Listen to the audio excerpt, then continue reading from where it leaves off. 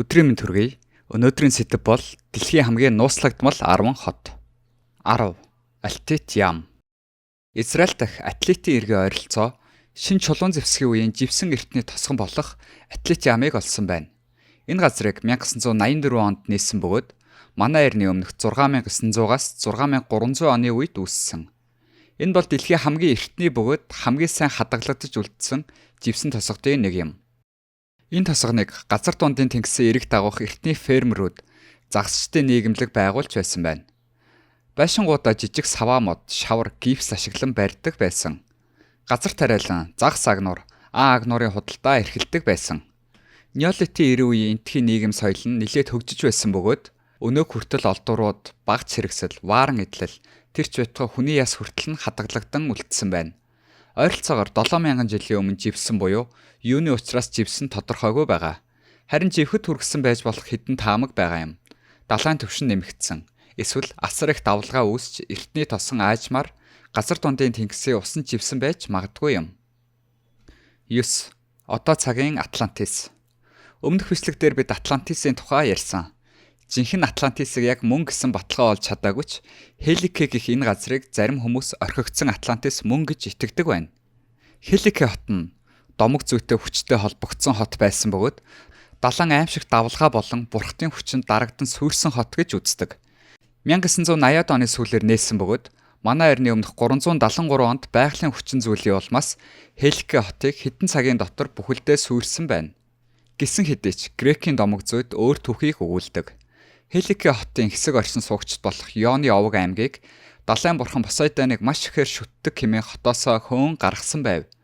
Харин далайн бурхан Посейдон үүнд нь дургуйцаж ганцхан шөнийн дотор бүхэл бүтэн хотыг усанд живүүлсэн гэсэн домог яриа байдаг.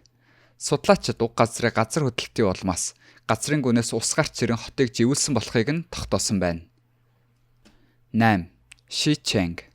Энэ хот бол Хятадын Арслан хот гэгддэг Шичэнг юм. Энэ хот нь Шинжийн дахь Шиндао нуурын доор байдаг байна.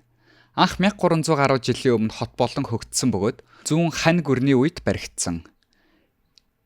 Энэ жагсаалтын бусад хотуудаас ялгаатай зүйл нь гэвэл 1959 онд усан цахилгаан станц барих үед хот усан тавтан урссан байна. 60 гаруй жил нуурын гүнд байгаач барилга байгууламжийн хийц гайхалтай сайн хадгалагдсан үлдсэн юм. Эдгээр нарийн хийцтэй гоёмсог чулуун баримлуудыг мөн архитектурын шийдлүүдийг нь үзэх гэж маш олон жуулчид ирдэг байна. 7. Дварка. Дварка хот нь 5000 жилийн өмнө Хинду шашны Кришна бурхны гэр гэгддэг бөгөөд Бхагавад Гита гэх агуу бичвэрийг агуулдаг ариун хот байсан юм. Түүнчлэн Дварка хотыг Кришна бурхны шууд тушаалаар болор, мөнгө, маргад эрдэнээр барьсан бөгөөд 16108 хатандаа зориулж 16108 ордон байдаг гэсэн домог бий. Харин Салвагийн хаан болон Кришнагийн хооронд дайн болсноор Салва хаан дийлж асар их хүчээр Кришнагийн гэрийг устгасан гэж үздэг байна. Хэдийгээр бүх зүйл зүгээр л нэг том домог мэт сонсогдож байгаа ч энэ хот нь үнэхээр байдаг байна.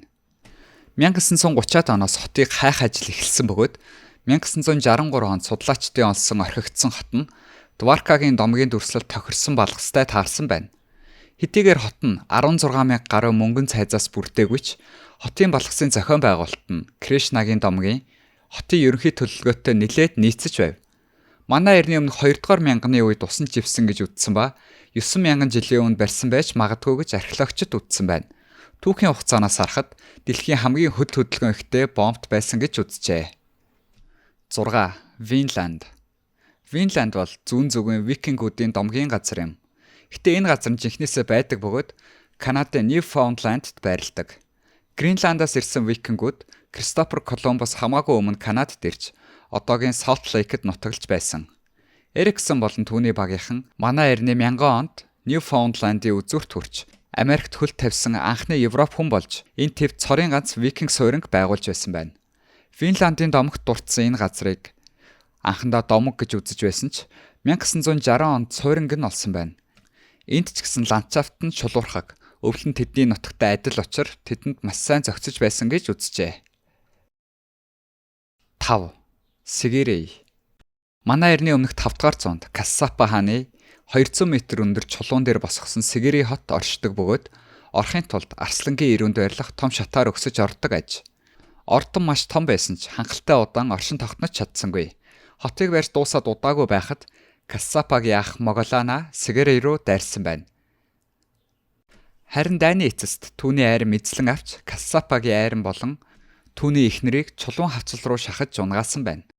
1800-аад оны үед түүхийг судалж байсан Европын археологчид мартагдсан цайзыг олохоор шийдсэн бөгөөд 1831 онд олж чадсан байна. Харин домог дээр байдаг шиг үнэхээр авраг арслан байсан ба хотыг зөвхөн тоосго гипсээр л хийсэн байв. Археологчид цайзын дотор талд тухайн үеэр үлдсэн гайхалтай археологийн олдурууд, байгууламжуудыг олсон, мэдээч хэрэг Нүүбийн боловсрол, шинжлэх ухаан, соёлын байгууллага Сегерэй хотыг дэлхийн 8 дахь гайхамшиг гэж зарлах тухайч яригдж байсан байна.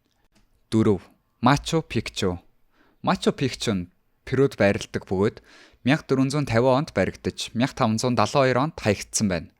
Тэдний суурил нь Испани түрэмгийллээс болсон бөгөөд Үмэн самуунтай үед хотыг хүчээр нүүлгэн шилжүүлснээр хот хаягдсан байна.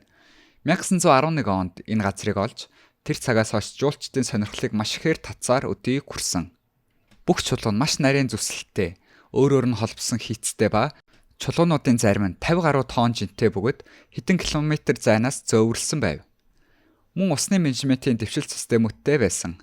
Харин энэ хачирхалтай хэлбэр бүхий сэлбэр хадыг Интихуатана чулуу гэдэг.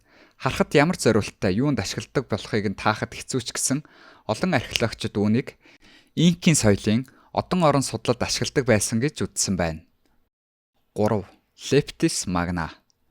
Манай эртний 6 дугаар зуунд Арабын давталгооны дараа алга болсон эртний Ромын хот болох Leptis Magna. Энэ хот нь манай эртний өмнөх 7 дугаар зуунд баригдсан бөгөөд Septimus Severus-ийн засаглалын үед Ромын эзэнт гүрний хамгийн чухал хэсгүүдээ нэг тооцогдож байсан бөгөөд томрон өргөцсөөр байв. Харин Арабын давталгооны дараа хот эзгүрч балгас болж эцэст нь Ромын түүхийн хамгийн чухал хэсгүүд нь 1200 жилийн дараа гэд элсэн доор булгагдсан байв. 1920-од онд судлаачид хотыг олсон бөгөөд хотыг бүрхсэн элсний ачаар балгас нь бараг л төгс сэвээрээ хадгалагдсан байв. Мэдээч хэрэг дайралтын үеэр учирсан хохирол хотод их байгаа ч хотын үлдсэн бүх хэсгийг ил гаргаж чадсан юм. Харин тэр хэсгүүд нь хэний ч гар хүрээгүй хөндөгдөөгүй байгаа нь аялагчдад маш таатай байдлыг авчирдаг байна. 2. Порт Роял. Порт Роял бол Ямайкын зүүн өмнөд хэсэгт орших түүхэн хот бөгөөд өмнө далайн дээрэмчдийн хот гэдгээрээ алдартай байсан юм. 1518 онд Испаничууд байгуулсан ба Америк твдэх Европын хамгийн эртний суурин газруудын нэг юм. 17 дугаар зууны үед далайн тээвэр худалдааны томоохон төв байсан бөгөөд далайн дээрэмчд болон хувийн хвшлийн хүмүүсийн хувьд халуун цэг байсан. Тэр тусмаа тухайн үеийн хамгийн алдартай далайн дээрэмчдийн бааз байсан юм. Хотын баялаг, нэр хүнд, далайн дээрэмчид, хууль бус 8 худалдаа зэрэг нь бүгд өсөж өргөгдснөөр хот маш хурдтай хөгжиж байсан боловч зарим талаараа хууль дүрмгүй харгас газар болон хувирж байсан. Гэвч 1692 онд Порт Роялд хүчтэй газар хөдлөлт болсноор хот долоод живэх шалтгаан болсон байна. Газар хөдлөлт, хар салхи, галт төмөр гарч хотыг сүрэлсэн боловч зарим барилгууд өнөө хүртэл хэвээр байгаа юм. Порт Роялын үлдэгдэл одоо аялал жуулчлалын газар болж хувирсан бөгөөд газар хөдлөлтөөс үлдэж чадсан энэ барилгыг Getty House гэдэг ба үүн шиг хотын маш олон үлдэгдэлтэй танилцах боломжтой юм. 1. Ираклион. Ираклион хот нь Грекийн домог зүгээр тоо томшгүй олон удаа дурддагдсан эртний Египтийн хот ба ялангуяа Зевсийн хүү Гераклес Африкт анхны алхмаа хийсэн хот юм. Энэ хот мөн Троягийн дайны өмнө Парис, Трой улсын Хелен Монолисаас нуугдаж байсан газар юм. Египтийн хамгийн чухал бомбуудын нэг байсан ба 2000 оны ихэнх үеийг хүртэл Египтийн иргэн ойролцоо хайгуул хийж байсан шумбагчид олон мянган жил алга болсон хотын балгасыг олсон.